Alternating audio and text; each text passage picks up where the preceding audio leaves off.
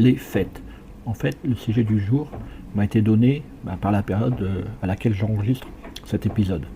On est juste avant Noël. Et donc, de quoi je vais vous parler? Des fêtes, mais pas exclusivement de Noël, ni du Nouvel An. Allez, petite intro.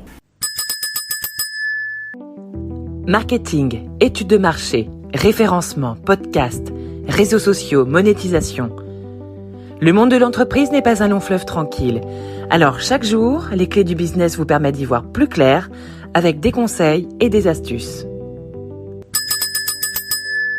Donc au niveau des fêtes, on a Noël, on a le Nouvel An, on a Saint-Valentin, on a Pâques, on a différentes fêtes.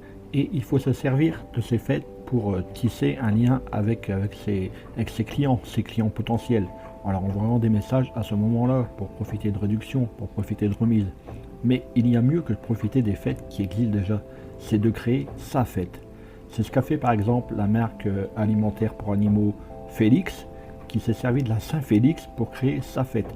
C'est d'ailleurs comme ça là qu'est née la fête des grands-mères. La fête des grands-mères, à la base, a été lancée par le café grand-mère et ensuite a été récupérée. Mais cette fête n'a aucune légitimité à part la légitimité commerciale. Donc oui, il est possible de lancer sa fête et de s'en servir dans la stratégie commerciale. Il suffit de bien réfléchir à la cible que nous souhaitons viser et donc d'adapter sa fête à celle-ci. Par exemple, si je vendais des t-shirts, je me servirais du 7 janvier. Pourquoi le 7 janvier? Qu'est la Saint-Marcel.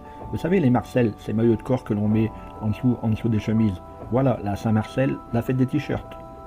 Le 6 février, ça ne vous dit rien. Pourtant, c'est la Saint-Gaston. Et en France, quand on dit Gaston, on pense à la chanson de Nino Ferrer, Gaston, il y a le téléphone qui sonne et personne y répond.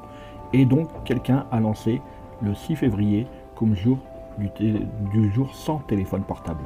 Cherchez en quoi votre produit et votre marque est spécifique et regardez sur le calendrier si une fête ne pourrait pas correspondre à votre produit ou à votre marque. Ce sera l'occasion pour vous de communiquer autrement et de se rappeler auprès de clients qui vous auront peut-être oublié. Allez, au boulot. Hey, avant de partir, j'ai une petite faveur à te demander. Est-ce que tu pourrais donner une note et laisser un commentaire sur ta plateforme d'écoute préférée?